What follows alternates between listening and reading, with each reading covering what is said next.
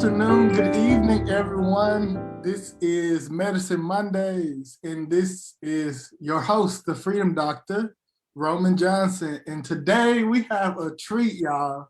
We have the amazing naturopathic physician, Dr. Safiya McCarter, coming all the way from the East, baby.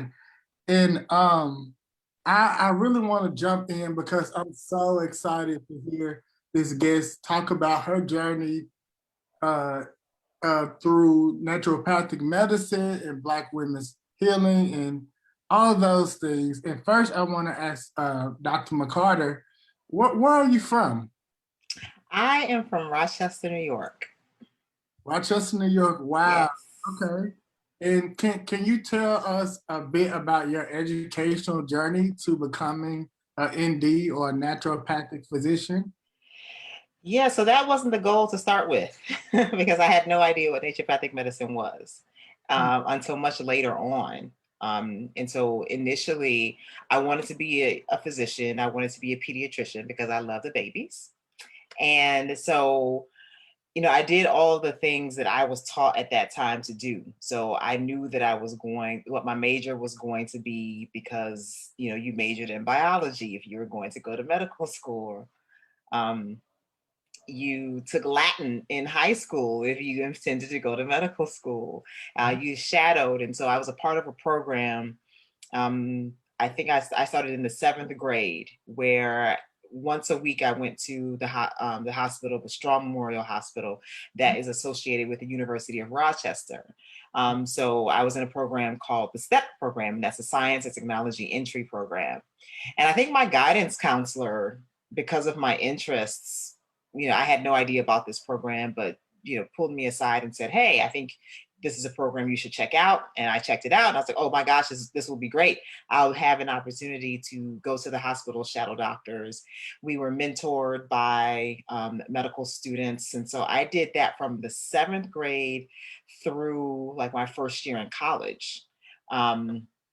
Once a week, every Wednesday, I was at the hospital. And then Saturdays, we would have classes or we would get tutored if we needed help with our math and science classes. So it was a fantastic opportunity to just get exposure to the different departments of the hospital, to just see yourself in the vision that you had for yourself.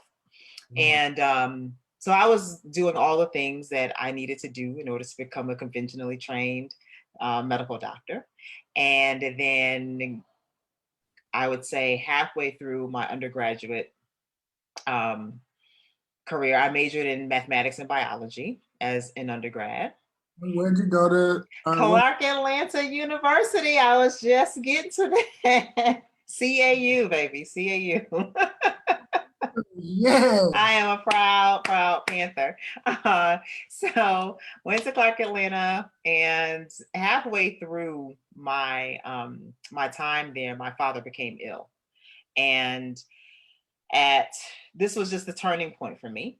And at one point, he was on 14 different medications, and 2 of the medications, and he started fainting, and no one. Ill. My father became ill. Wow. And at one point, he was on 14 different medications, and he just began fainting. And no one could figure out, he had a whole team of doctors, all conventionally trained doctors, and no one could figure out why he was fainting. One of his doctors, I can't remember which one it was, but he had several specialists, and then he had his primary care physician. So someone on his team finally went through his medications and discovered that 2 of his medications were interacting. I think he might have been on a couple of antihypertensives to lower his blood pressure. It was being lowered far too much. And that's why he was fainting. So his medications needed to be adjusted. But that was acutely life-threatening because it didn't matter. He could have been anywhere, walking down the stairs, out in public, wherever, and just fainting. So that, to me, and just given, who I knew my father to be, how active he was, how we ate growing up, it was odd to me that he became so sick so quickly. Something just wasn't adding up to me. And so at that time, I just figured there has to be something else. There has to be a way to prevent, to catch these things earlier and prevent them from progressing so quickly, prevent them at all. I didn't know what that was because I had no idea that the kind of program that I went through existed. And so I completely shifted gears, and actually I didn't know what I was going to do because I never considered doing anything else except being a doctor. I had no plan B, but I wanted to continue to work with children. And so I decided that I was going to pursue, graduate degrees in mathematics, and I was going to teach. And so I taught for a while, and then I was introduced to naturopathic medicine. In my memory, Njamile gave me a pamphlet, and that is how I was introduced to naturopathic medicine. I don't know if she remembers that or not, but Yeah, she. Hmm? I'm sorry, continue, then I ask the question. Okay. So she would ask me periodically, like, are you still going to medical school? Are you still going to medical school? I'm like, no, I'm dedicated my life to the education of children. I'm not going anymore. And she gave me this pamphlet, and it was about these holistic practitioners. And I started doing some research. I found the school that I eventually went to. And then one of my journey sisters, Soyini, she ended up going to a naturopathic medical program in Arizona. So I contacted her to get her experience about, why she chose it rather than going to a conventional medical school, and just continued to do research for about 3 or so years, comparing the curriculum between a conventional medical school and naturopathic medical school to make sure that my education was on par. And and then I applied, and that took me from Atlanta to Seattle, where I got my doctorate in naturopathic medicine, and then followed that with a master's in acupuncture. Wow.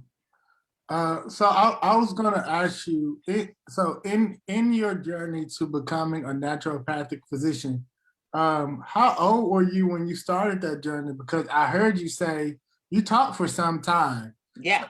What made you, like, there's a there's a there's an age range. Most people say, Right. think they should go to medical school. Oh, start at 22. Right. You shouldn't go to medical school after 25 because you're gonna be in medical school forever, and you know what I'm saying? Yes, it is hard. All nighters are very different in your late 20s, Yeah. compared to being 19. So it was no joke. So I was 29 when I went to naturopathic medical school. Wow. And I actually wasn't the youngest person in my class. And so for naturopathic medicine, because like me, many people didn't know about it. So that tide is definitely shifting. So for a period of time, I worked in admissions and recruiting people, and folks are learning about naturopathic medicine and other integrative medical fields far sooner. I never heard of it until my late 20s. But now folks are having classes.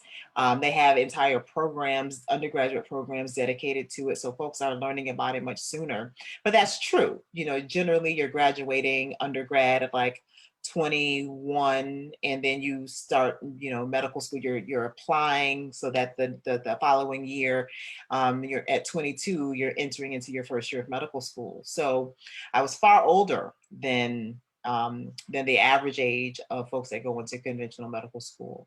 But for naturopathic medicine, it tended to be a change of career for most people because at that time anyway, folks were finding out about it much later as an option. Yes. And I heard you say that you worked in the admissions office. Did you do that before you started your doctorate in naturopathic medicine, or during or after? I don't understand the connection between working in. Got you.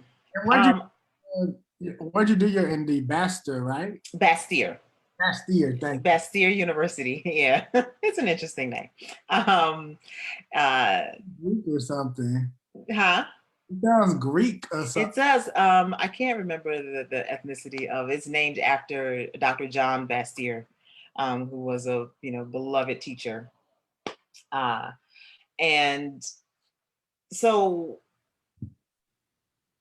the admissions piece, I wanted to work in admissions primarily because I had a lot of questions.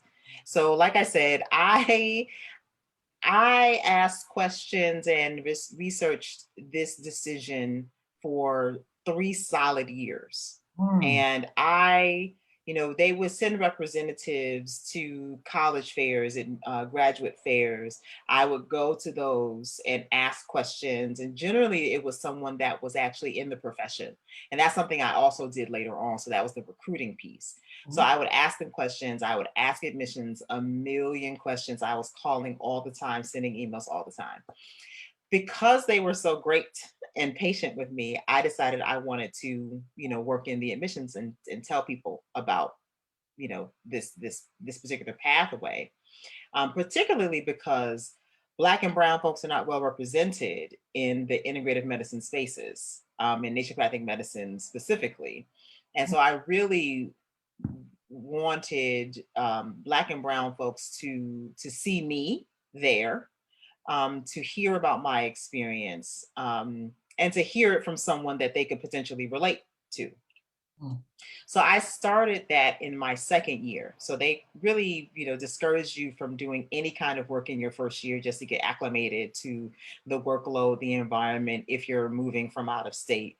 And then you're basically allowed to do like work study in your second year and beyond, or maybe later in your first year. So as soon as I had an opportunity to get into the admissions office, I was a student ambassador. So it began that way. And I wanted to continue to educate people about what this profession was, what the program was like, and the opportunities that existed afterwards. I decided to stay on after I graduated, and I was an alumni admissions advisor for several years. And because I had done 2 programs there, I was able to advise people about not only naturopathic medicine, but acupuncture as well. So I did that for a total of, I think, 8 years. Wow. So can you talk about the differences in the curriculum between an allopathic medicine curriculum and a naturopathic uh, curriculum? Are they similar? Are they very different? And what do you think? Yeah, the similarities are, for the most part, primarily in the first, well, sort of mainly in the basic sciences. And so the anatomy, the physiology, the biochemistry, microbiology, you have to learn that regardless of what kind of medicine you're going to practice. So in that regard, the first 2 years when you're doing your basic sciences are nearly identical. Where the departure comes with naturopathic medicine, and so you also have your clinical science courses as well. So cardiology, embryology, gynecology, you have those classes also. But there are 5 modalities of naturopathic medicine that you learn that you either don't in naturopathic medical school, that you get to a lesser degree in conventional school, or is completely absent. Mhm. And that's counseling, homeopathy, physical medicine, nutrition, and botanical medicine. So my primary tools are to use natural therapies out of those 5 modalities to treat people. I also learned pharmacology, and depending on the state that you're in, you have prescriptive authority or not. So when I was in Washington State, I was considered a primary care physician. I was covered by insurance companies. People could choose me to be their primary care physician, or they could choose a conventionally trained doctor to be their primary care physician. I, ordered labs, prescribed medications, managed medications. Being here in Maryland, and again, different states have different scopes of practice. So here I can, order labs, and I'm not able to prescribe medications here in Maryland, but I was able to do that in Washington. So what it looks like coming to me and I'm trained as a primary care provider. So when you go to your primary care provider, you're going because, oh, I think I might have strep throat. My stomach has been hurting. I've been having, this headache. And they give you, they examine you, they ask you, they take a history, they ask you questions, and they are working within their scope. If they feel like you need to go see a specialist, then they're going to refer you out to someone else. So they may do a cardiovascular exam, but they think that you need to see a cardiologist. That is going to be beyond the scope of that general practitioner or that primary care practitioner. They're going to send you off to a cardiologist. I'm the same way. So I'm going to do those basic things that you're going to go into your doctor for, routine exams. So your annual physical exam that you go in to get, you have a bump or something that appears, or a scalp condition that appears, then you're going to come in and see your primary care doc first, and then, me, and then I'm going to refer you on to a specialist if need be. So we function more similarly to a general practice or a family physician in the conventional medical model. Wow. Okay. So for similar to allopathic physicians, do naturopathic physicians do a fellowship in primary care after their naturopathic physician training, or is that enveloped in the 4 years, or how many of the years that ND? Yeah, a little both. So every school, and there are 6, and so there are not very many places where you can get the kind of degree that I have. So there are 2 in Canada, and then the others are here in the United States. So residencies are federally funded. And so our residencies as naturopathic doctors are not federally funded, they're privately funded. So there are far fewer available in comparison to the number of graduates. So not every graduate will go on to complete a formal residency. What will happen is that someone will be brought on as an associate. So let's say I have my practice, and I have grown to the point where I need an additional doctor to come into my practice. A new grad may come to me and say, Dr. McCarter, I may apply for that job, but negotiate a certain level of mentorship so that they're getting kind of that residency experience. So we would refer to that as an informal residency. So residencies, in short, are available. They're not required for licensure for naturopathic medicine, or naturopathic graduates, unless you are planning to work in the state of Utah. I think that's the only state that requires a residency for naturopathic doctors. Otherwise, there's something that are available, because they're privately funded. There's not a naturopathic residency for every grad. So it's an option that people have available to them. There's lots of work being done to change that. There are companies that are offering or funding residency positions. There are private clinics that offer residency positions, but it's still not one residency for every graduate. So that's a difference, but they are available. Okay. So, oh Lord, let's see if I can get this question. That's okay. I'm a listener right here. So I'm wondering. I know what I was going to ask. Yes. So in the era of the COVID-19 pandemic, the telehealth has been all the more important. And so for you in your practice as a naturopathic physician, like how are you seeing customers, given that not everyone is fully vaccinated? Is telehealth a form of outreach you use to reach patients, and how does that look? So there's still, there's a process of working that out. Everyone had to pivot very quickly in light of the pandemic, and figure out how they were still going to be able to offer services. And so for me and my practice, I have a hybrid practice where I conduct home visits and I have an office space. So the folks have the option of seeing me virtually via telehealth, or I come into their home because they feel safer not coming out and not being at the clinic, or they can come see me in the clinic. So the vast majority of the people that I'm seeing are coming into my office space.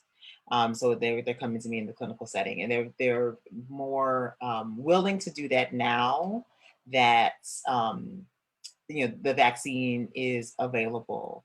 Um, Prior to that, everyone was either coming into the office, or I was just going into their homes, and so I have a whole protocol set up for that. That they're made aware of when I'm doing home visits. I come in, I have my mask on, I have my shoe covers that I bring with me, I have a face shield, and gowns. So I got full PPE for myself, and I wear more or less depending on just how I'm feeling that day. But always wearing a mask, always wearing my shoe covers, lots and lots of hand sanitizer and hand washing. And then I send information to my patients prior to my arrival saying, okay, I need for you and anyone that's going to be in the area where you're going to be treated to wear a mask for the entire time that I'm there. Mhm. So generally, I am with that person that I'm treating in a separate area of the house, away from with the rest of the family members, and we're all masked up when they come into the clinic. Um, Patients are spaced out, so I have a air filter and wiping down all the high touch surfaces, um, and spacing people out so that there's very little overlap. So I have two rooms that I'm running in my clinic space. And so I'll have one person, let's say scheduled for 10 o'clock. I may have another a 10:30 in the other room. So the next person, when that 10 o'clock is over. This is primarily when I'm doing acupuncture, because I don't have to be in the room with the person at the same time.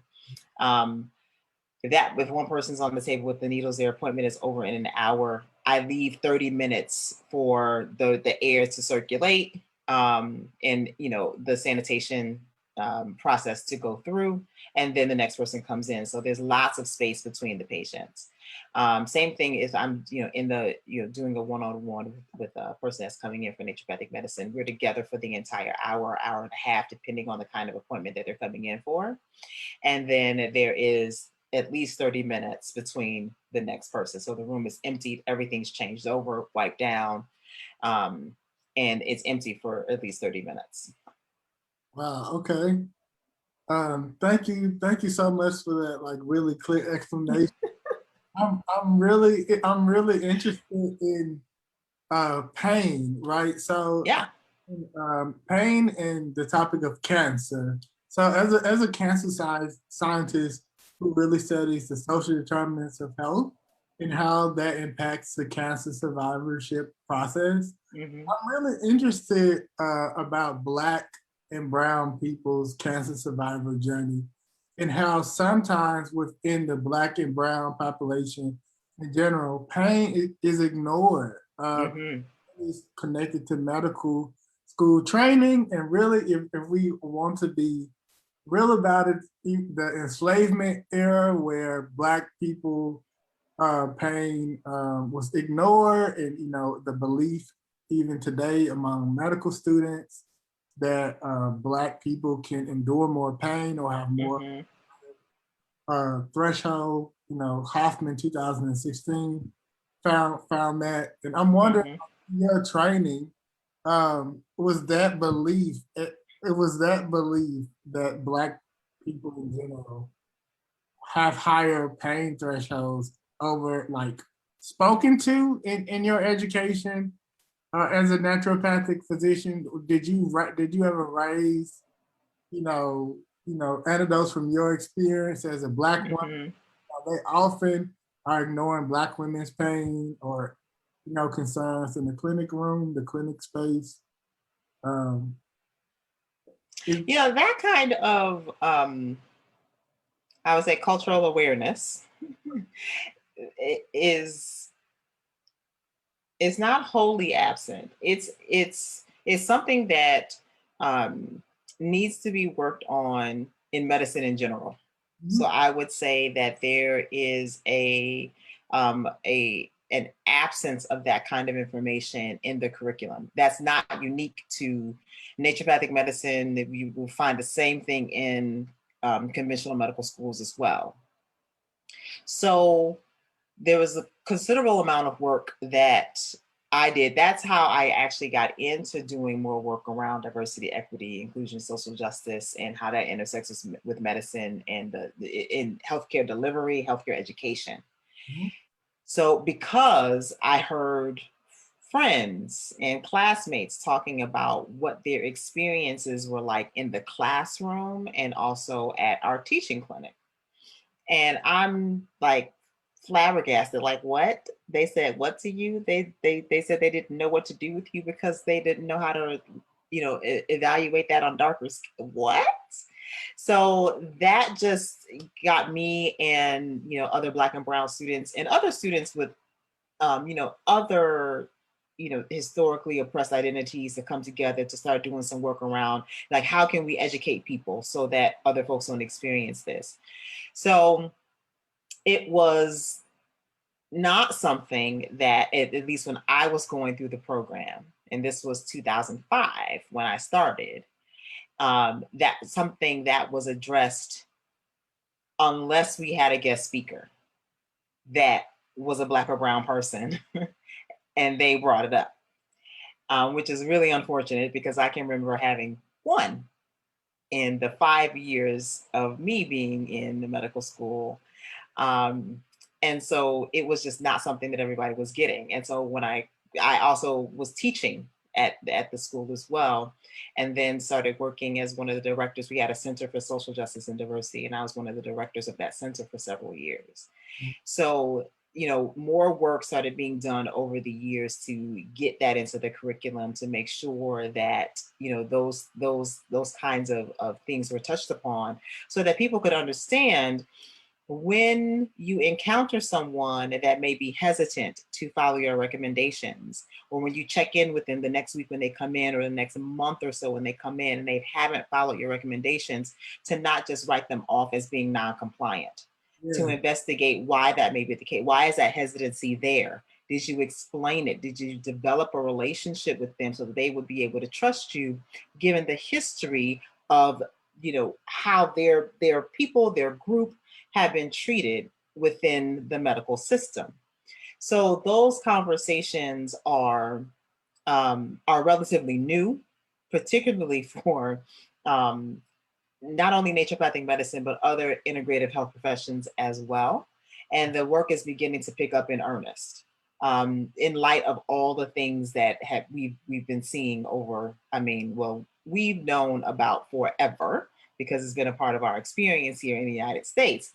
But since we have access to it via social media, these conversations are picking up. And so, how do we interact when there is this distrust with the medical system?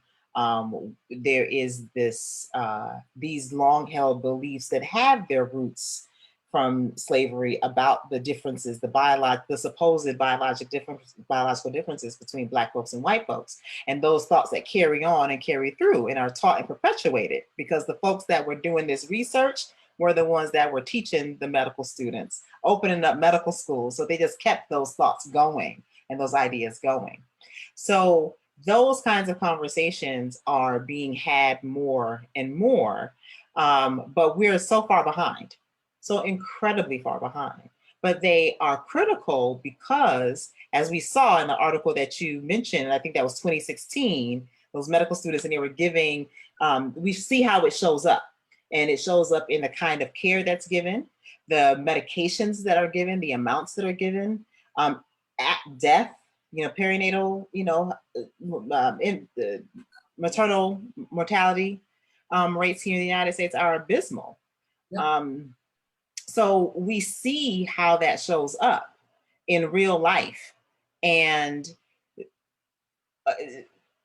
so much work should have been done already. So much more progress should have been achieved by now. I'm not quite sure why it's taking so long, but it's critical in the work that we do. And it has to be something that is, addressed consistently. And folks have to develop a certain amount of skill and also fluency, and with navigating those kinds of conversations and those topics when they come up. So I will deal with people coming in and they have stress, and stress affects our body in a myriad of ways that are detrimental to our health. When you're trying to heal, stress is, in direct opposition to healing. Yes. And so folks are coming in and they are, Black women particularly, either frustrated because they haven't been heard, or they're a part of their stress is because they're worried about their husbands, they're worried about their brothers, they're worried about their sons, they're worried about their godsons, their nephews, their friends' sons, and what's going to happen to them when they're walking down the street. um, I have to be able to, a practitioner, regardless of race or ethnicity, has to be able to hold space for for those feelings, because they directly impact that person's health and well-being. So we have to be able to navigate those kinds of conversations, and that has to be a part of what is being taught in medical schools. Like, how do you navigate those kinds of conversations? How do you just sit and hold space for that when you're limited in your time? So that's one of the benefits and the beautiful things about naturopathic medicine, is that we have more time that we on average spend with our patients. So I spend an hour and a half with my patients on their initial meeting. You get 15 minutes max. That's shifting a little bit in the conventional medical model, but generally, on average, at least right now, you're getting about 15 minutes. I can hold and make some space for those kinds of conversations because of the amount of time that I have, with the general model, and how naturopathic practices are set up. Wow. So I heard two things that I heard two things in what you were saying, that you get to know your patients a lot Mm-hmm. in some ways.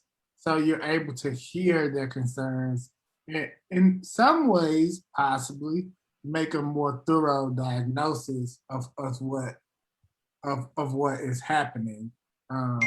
Like with them. Okay, sorry for that. No, it's okay. Telephone. I also heard that moving away from the biomedical model, there are other things that you are concerned with, as it relates to the holistic patient.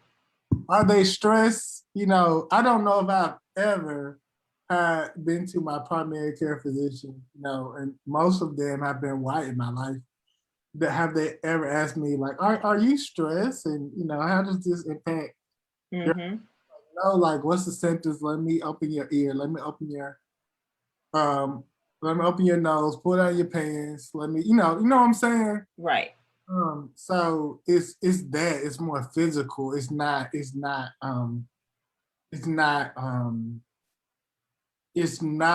emotionally driven in a way. Like, there's not, the emotional part of the patient is not taken into consideration often. Yeah.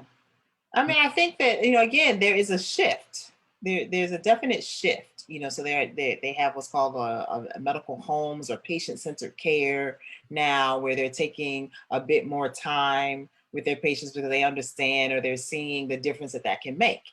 So there is a definite shift.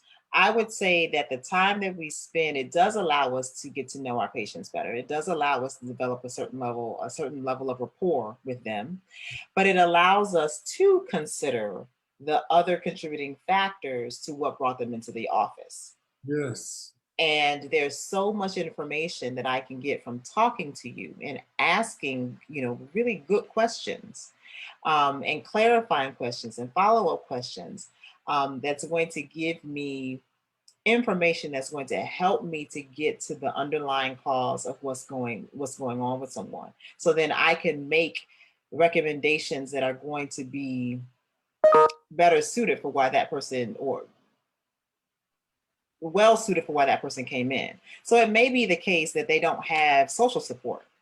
And I get that information, and that is critical. We understand, we've seen in the last year what a lack of social support, social connection can do. We've known that for a very long time with the elderly, and we're seeing that now across the board, across ages with the pandemic and people being isolated from their friends and their loved ones for long periods of time.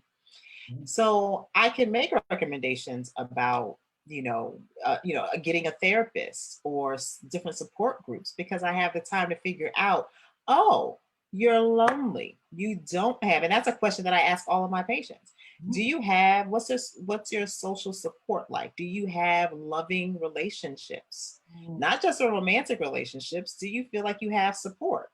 Who's Yes. supporting you while you're going through this, particularly, since you brought up cancer, particularly with that, especially because, culturally, we don't tend to have those kinds of conversations. Um, for a variety of reasons. And so it's really important to have a network of people around you that can support you when you're going through such a serious diagnosis such as cancer. And so I ask people that, like, who are your people? Yes. And are you being supported? Who's going to go with you? And, and if not, is there something that you can get involved in that's going to potentially give you the kind of support that you need?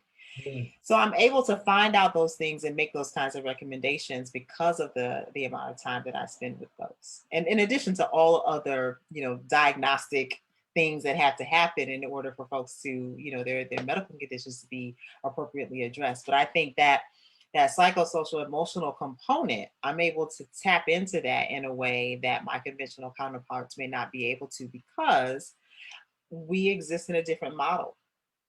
I have more time, and I intentionally created my practice model now to allow for that. Like, it was very intentional on my part to make my appointments as long, to spread them out as much as I do, not only because of COVID precautions, but because I wanted people to feel like they could really take the time to open up and have that space.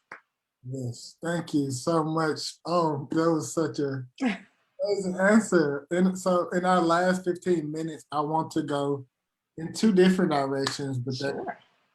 so you jump right into this topic of cancer. I wanted to share that both of my parents actually are cancer survivors. And to not go into the specifics of what they dealt with, cancer changed the physicality of the body, literally, and also involves the whole family. All Mm-hmm. people going through that, from the kids to the spouse to the larger family. Literally, how after cancer diagnosis, depending on where you are diagnosed, the stage at which you are diagnosed, it changes your physicality and how you literally move in the world. That definitely has been true with my father recently, Mm-hmm. who is a survivor of bladder cancer. Mm. Um, like, could you talk more about what cancer support looks like for a naturopathic physician, for someone who has gone through, when we think about breast cancer, we think of, you know, um, I don't, breast incision, women literally sometimes have to consider whether they want that in relationship to in a relationship to their husband or wife or significant other. Can you talk about why the cancer support is essential, and what things do you do specifically to help Mm. people who have had embodiment embodiment changes? I'll say it like that. Yeah. So I encourage not just folks that have been diagnosed with cancer, but I would say particularly folks that have been diagnosed with cancer. Even if it's a relatively low grade, early stage cancer that has a high cure rate and a great prognosis, we hear cancer and it's just, that's it. Mhm. Everything you say after that is, we don't really hear it because we heard cancer. Right. And so I, in general, because of the gravity of that diagnosis, uh, I think it's really important for folks to have an entire care team. But I also think that that is important for people in general. I think that it's a, a good practice if you have access to have a conventionally trained doctor on your team, a naturopathic doctor on your team, an acupuncturist on your team, a therapist on your team, a chiropractor. I think that it's good. It's good to have these people for the ways in which your body shifts. Um, and so, specifically, when I'm working with folks that have received a cancer diagnosis, so I'm not treating their cancer as a naturopathic doctor with my level of training that's outside of my scope. There are naturopathic oncologists, they've had an additional certification, additional board certification that allows them to provide specific naturopathic therapies in adjunctively to cancer patients. I don't do that because I haven't received that training. So I'm working with people either generally, I'm working with them as an acupuncturist um, to deal with the side effects of their chemotherapy, radiation, surgery. So any pain as a result of surgery, chemotherapy, radiation, the nausea, GI, dysfunction, whether that be diarrhea or constipation, insomnia, low appetite. Many people will have joint aches and pains as well. So that's what I'm generally dealing with. If they don't have a naturopathic doctor on their team, I recommend a colleague of mine that's in this area that they work with, and then I will continue to work with them as an acupuncturist. But I ask them, who is supporting you? Do you have someone that's going with you, helping you, depending on the stage? So if they have a new diagnosis, I've dealt with folks that have a new diagnosis that are still trying to figure out who they need to have around them to help them through this process. Folks that are in the middle of getting treatment, and then folks that are post-treatment, whichever one they or combination that they have received. Because we're, as naturopathic doctors and acupuncturists, diet is crucial. Diet is the foundation. So making sure, and so in some cases, I need to ask if they're working with a nutritionist or or a dietitian. There's some advice that I'm going to be able to give to them because of my training, but then there are some things that fall under the realm of and training of a nutritionist that they need to work with a nutritionist for. So my role is making sure that they have those things that are going to support the fundamentals of health. So are they sleeping? Are they eliminating? Like, are they pooping? And the quality of that, right? So I don't want it to be constant. I don't want them to be constipated. I don't want them to have diarrhea. I need them to be eating. So if they're nauseous, then I need to be working on them in providing them with treatment and or supplementation that's going to help them to combat that nausea, because they need to get nutrient dense foods into their bodies to help them with the healing process. Stress. This is incredibly stressful. And so not only for the person that is experiencing it and has received the diagnosis, but for the folks that are around them as well. So they, need some support around that. It's hard on everybody. My mother passed away of lung cancer. My father had a number of health conditions, bladder cancer, prostate cancer being two of them. And so the people around them need support as well. Being a caregiver is incredibly hard. It is so hard. And so those folks need support too. They need support to be able to show up for that person that is going through this other really hard time. So I'm asking those kinds of questions and being supportive in that way and providing them with resources. So it's really important. And I'm constantly building up my network of colleagues across different disciplines so that I can recommend them to the therapists that I know, my nutritionist friend that I think is phenomenal, whatever chiropractors I know, or naturopathic oncologists that I know. So they have what I think is a really solid and holistic team that's going to be able to address the many needs that they have, specifically as it pertains to um, working through cancer and surviving, the process. Wow. Okay. And so the last question I have is, what are some everyday things that one can do to live the best healthy or holistic life that one can using naturopathic medicine kind of like ideals? It's going to be those pillars. Eat well, sleep, drink good water, poop. And it's really, really important. One of my professors, my physiology professor, always used to encourage us to make sure that while we were going through this really intense program, to do something that we loved, to make sure that we were doing something that brought us joy. So engaging in something that brings you joy, um, I think is really important. And then having the relationships that are loving and that are nurturing. That is where I start with everybody. What are you eating? How are you sleeping? Are you pooping? And if so, what what is that experience like?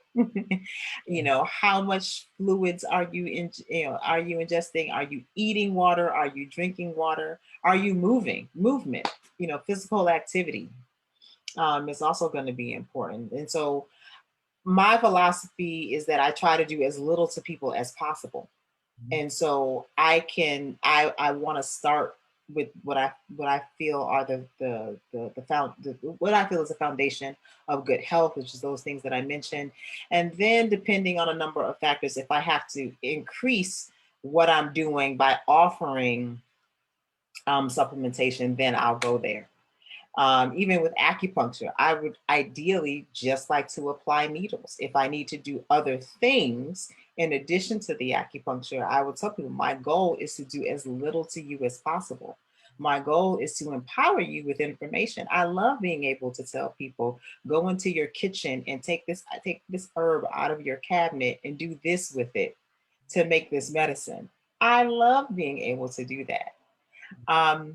And so I would say, just to reiterate, good sleep, good relationships, nurturing and loving relationships, good nutrient dense foods, um, sleep, elimination, if I haven't said that already. I talk about poop a lot. And doing something that brings you joy, and also physical activity. That is, what I recommend and what I feel are the foundations of good health. Wow, thank you. That was such an amazing wealth of knowledge you offered today. Would you like to share anything else, any words of wisdom to somebody who may want to do what you're doing as a naturopathic physician? Yeah, I mean, please do. Folks are always shocked, particularly when I tell them. I remember I was with a patient, and they were on the phone with their brother, and they were on the video chat, and they're like, "Who's that?" And who's that other person there? And they said, "Oh, that's Safiya. She's the acupuncturist." And they said, "Oh, okay." Then I was like, "Wait, wait, wait, wait, wait. What? She does what?" Like, "Yeah, she's an acupuncturist." And he's like, "Is she black?" And they're like, "Yeah." He's like, "Oh my gosh, I didn't know that they were black acupuncturists." I get that all the time. Like, Wow. "Oh my gosh, you're a black acupuncturist?" Wow. Yes, I am. So we're needed. We're needed in integrative medicine spaces. We're needed in the natural health sciences. We're not well represented. It's predominantly white in, here in the United States, in acupuncture and in naturopathic medicine. So we are needed. And this, particularly when it comes to naturopathic medicine, this is the medicine of the people. This is stuff that, our indigenous brothers and sisters, this is wisdom that we borrowed from them. This is wisdom that we borrowed from, our ancestors that were brought here.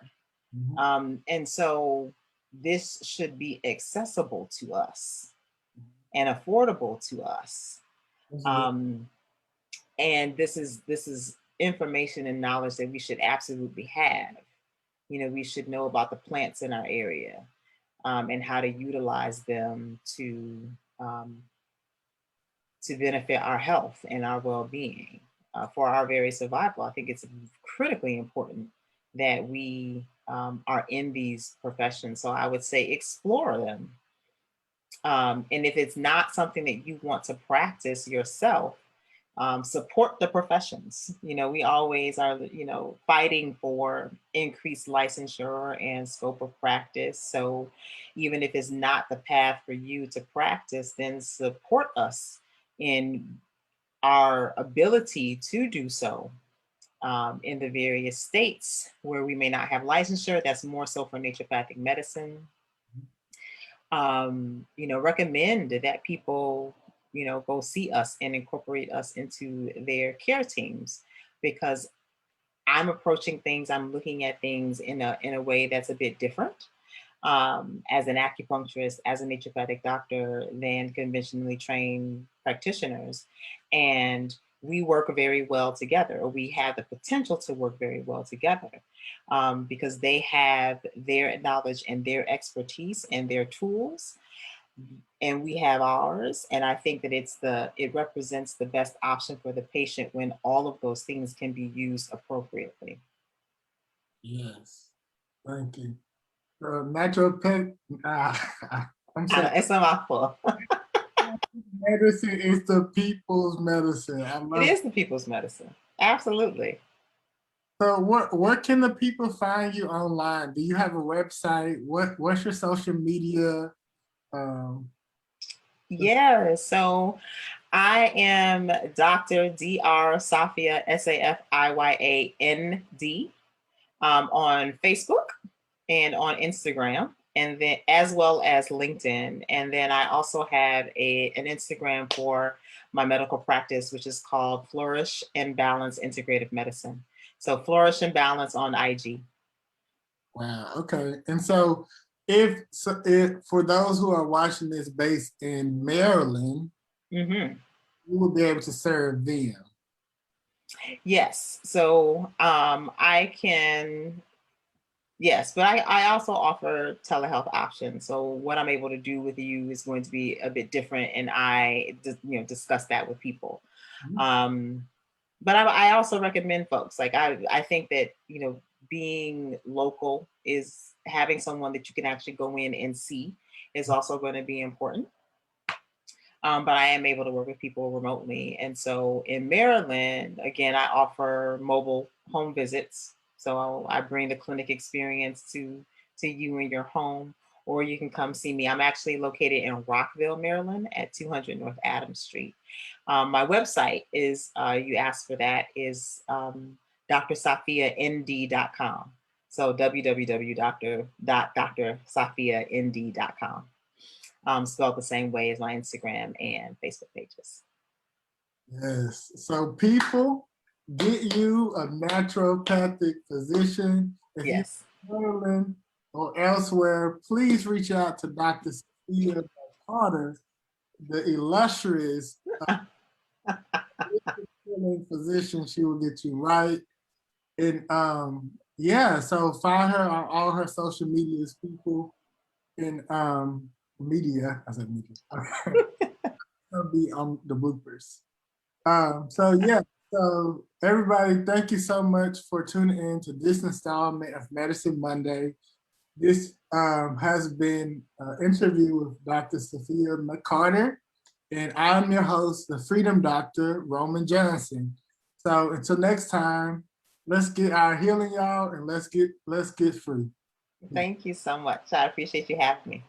No problem. Thank you so much for coming on this space and sharing your great wealth of knowledge. And also, um just showing us what's possible. Like I think you are the only Black naturopathic physician I know, personally. And so it's just good to have your example to see what's possible for Black people, Black children, who may watch this someday and say, hey, there's another alternative than allopathic medical school. I can be a naturopathic physician too, and learn some medicine from my ancestors. We carry roots and barks, and learn to make poultices or Yes. compression devices, and things like that. So, like, I'm so fascinated by what you do, and I really appreciate you for being here. Thank you so much. My absolute pleasure. My absolute pleasure. Thank you so much. No problem. And thank you for doing this. And just sort of just spreading the awareness in the various ways that you have and introducing people. This is how people find out about the professions, that I'm a part of. And to know what's possible because you're providing this platform for people to see me, to hear me, to learn about what it is that I do and my background and my education. So I absolutely appreciate you for hosting this, for having me on and helping me to spread the awareness of naturopathic medicine and acupuncture. Thank you so much. Ashe, thank you. Ashe, ashe. Yeah, so that's all, folks. I will see you on Friday for Freedom Friday. This is the Freedom Doctor, Roman Johnson, and I'm really signing off now. Feeling y'all, let's get free. Peace.